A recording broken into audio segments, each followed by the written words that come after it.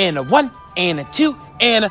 I saw Mommy kissing Santa Claus. Wait, I thought it was Mommy. No, it's Bonnie. It's Mommy. It's Bonnie. Mom. It's Bonnie. The hell with you, Bonnie. You're such a tramp. I was kind of just joking. Wow, you are tremendously emotional off your cellophane puppet. Can we get to the fights, please? Smarten up, young man, old man, decrepit, tooth decaying, cavity-infested man. We're back, and this weekend is a huge UFC card. UFC 232. And you know what's ironic about it? John Jones, once again, has something wrong with his drug test, putting the UFC under pressure and making them move the whole card just days away from Nevada, Las Vegas to Inglewood, California. Wow! That doesn't seem obviously corrupt at all, does it, Hector? The UFC is a perfectly run company. You know nothing. Literally, you know absolutely nothing. We are going to talk about the first fight on the card. We're getting right into it with a welterweight matchup between previous interim welterweight champion Carlos Condit, begging to get back in the win column, against top contender in the welterweight division in Michael Chiesa.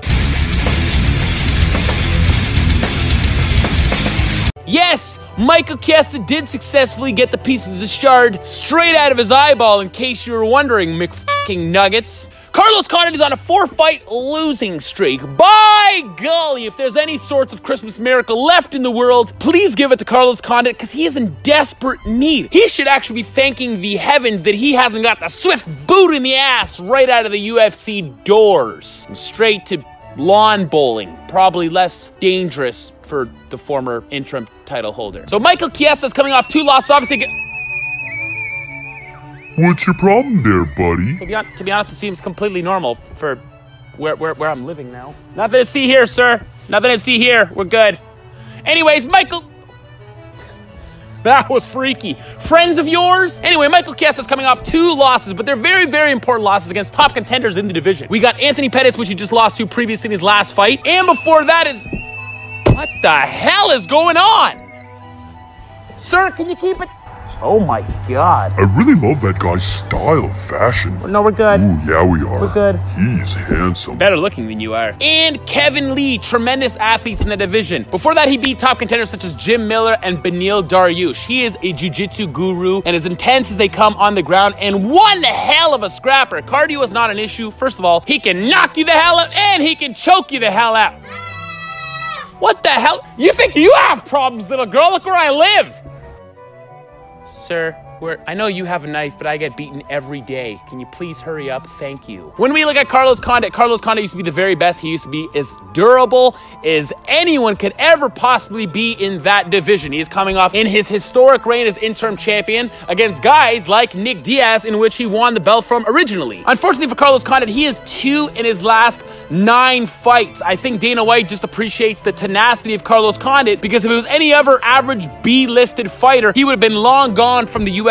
Now, Carlos Condit coming off a 4-fight losing streak, that is unheard of in his career, let alone anybody's career that used to be at the top of the mountain. But he is finding himself in a very terrible predicament here. Although all the contenders are amongst the best, you got Alex Oliveira, Robbie Lawler, and of course, submission gurus, Damian Maia. These are never guys that you should shake your head at when losing against. But the fact of the matter is, this is kind of just showing now that Carlos Condit is not meant to fight these top contenders. It seems like the fighting game is not really in his blood anymore. Michael Chiesa is a vet. He's been around for a while. But having said that, in comparing himself to Carlos Condit, he is still very fresh in the game. So I think it's going to happen here. Michael Chiesa is really going to wear out Carlos Condit with that pressure. I can see Michael Chiesa rocking Carlos Condit and getting that submission by latest round 2. But we are going to call this by round 1, even though by golly, I do not want to see that. But that's what I'm thinking happened. Next up, we have the biggest, I mean the biggest women's MMA fight in all of history. Yes, in all of history. Funny thing about this as well is we got Brazil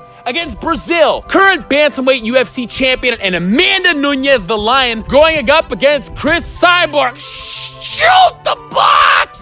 Say it one time. Shoot boxing, shooto box. No, not shooto box. Shoota? Yeah. Shoot the box. Yes! So obviously obviously you know who the hell I want to win this fight because she's one of my favorite fighters of all time in the whole damn world. And she is going up against Amanda Nunes. Now, when you're comparing these two fighters, 145 is the perfect division for both of them to fight at. The reason is Amanda Nunes carries a lot of body weight. She cuts a lot of weight to go to 135. When you're comparing their styles, they are both striking tacticians. Amanda Nunes is more of the hand. She's more of a boxer. But then when we look at Cris Cyborg, she's an all-rounded striker. She's got those elbows, those nasty, terrible knees, the grossest clinch game ever. She's a scary motherfucker. She'll punch you into oblivion. But when we look at Amanda Nunes' record, obviously, she's fought top contenders like Valentina Shevchenko twice. She's beat the hell out of Ronda Rousey, smashed previous title holder and Misha Tate. So the last loss she has was coming against Kat Zingano years ago. When we look at Cyborg's record, Cyborg came into the UFC at the 135 division, pounding out anybody that stepped in her way. Leslie Smith, Lena Landsberg, Tanya Evinger, Yana Kunitskaya. In fact, the 145 division was specifically made for Cris Cyborg. She is notoriously known, and she's proven time and time again, that she is the best, the scariest, and the most exciting women fighter and mixed martial arts history of past, present, and I guarantee your motherfucking ass the near future. When I break it down, the one thing I notice about their styles as well is Amanda Nunes is a fucking bully. But Amanda Nunes, as we've seen in those previous outings against Valentina Shevchenko, she is susceptible to getting hit in her face when someone's putting that pressure on them, when someone's backing them up. When someone stands up to the bully, that's when you kind of see the lion go back in her cave, curl up with her little lion cub. She gets a little bit timid. She's still tough as nails, and no doubt she can go 25 minutes because she's done that numerous times. But I do see plenty of openings when fighters are backing her up. Cyborg, we can't really say the same, but one thing for sure is Cyborg loves pressure. Holly Holm tried to put pressure on Cyborg, and look what Cyborg did to the girl for 25 straight minutes. I think that Cyborg is going to be able to give this woman a beat down as well. It's going to be a striking war. Like I said, I think Cyborg's got a little bit more tools in the kit, and to be honest, her cardio is better as well. We see Amanda Nunes, she's susceptible to slowing down in those later rounds, where Cyborg, she can go that full hardcore pace for 25 minutes. Cyborg, don't turn this into a slugging match. Don't turn this into a John Fry from Pride Fighting back in the day type of fight. Just play your game plan. Switch it up with those jabs, those crosses, those leg kicks. Keep your distance from them. Then, of course, when you smell blood, take her the out, but don't just put your head down and swing. I don't know why I'm preaching to you like this, because frankly, that's not how you fight anyway. You're one of the smartest women fighters I've ever damn seen. I do think, because Amanda Nunes has that style to bring that fight to Cris Cyborg, I do think Cris Cyborg is going to keep her composure and take Amanda Nunes down in the third round, solidifying Cyborg's position as the greatest MMA fighter of all time, possibly both men and women. Now we got the main event slot. We got the light heavyweight championship, which is utter complete bullshit that this fight is even happening for a damn belt. Shame on you, Dana White. Shame on you, you money-hungry, bald prick. Jon Jones is the core reason why this fight is now moving from Nevada, Las Vegas to Inglewood, California. Dana White, once again, shame on you, you f***ing greedy, money-hungry asshole. The reason why it's moving over is because, once again, Jon Jones, notoriously the GOAT of MMA, has become notoriously the GOAT of doing illegal substances such as steroids and cocaine and any other thing he can get his hands on. This fight is going to be the rematch between Alexander Gustafsson and Jon Jones, you f***ing cokehead! You want that coke life? What? I got a gift. What are you doing? Is that for me? I get food? Kinda. This is great. I'm so good. Eat it. That's for Jones.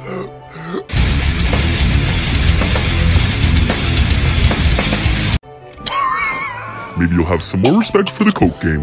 This is Colombian grade A. This is good stuff. Where'd you get this? Woo, I feel suddenly so much damn better. Anyways, let's talk about the... You know, if this is that Jon Jones was on in his whole career, my God, John, I don't blame you for one damn second. What? Hey, we have a brutal rematch between the previous light heavyweight champion of the world in Jon Jones and the previous and, of course, current light heavyweight contender in Alexander Gustafsson, the Mauler. The reason why he's called the Mauler is because he rips his opponents to shreds. Look at Jon Jones in the first fight. Jon Jones came away from that fight via decision. And man, was it a bloodbath? And arguably, it could have gone either way. Jon Jones's face was cut up. Alexander Gustafsson's face cut up. It was arguably the best light heavyweight championship fight of all time. Now, this fight really pisses me off. The reason is not the fight itself pisses me off, but what's on the line pisses me off because Jon Jones, you're coming off a no contest because yes, you beat Daniel Cormier, but you again got booked for drugs. Then before that, you beat Ovince St. Preux. Barely. And then before that, you had a previous booking with Daniel Cormier, but you couldn't make it to the fight because why? You tested positive again. Did you hear that, Hector? You hear that? Wow, you're wigging out, bro. I feel weird. Well, you look great. I feel excited. You should slow down. What I think here is going to happen in this fight is a bunch of things.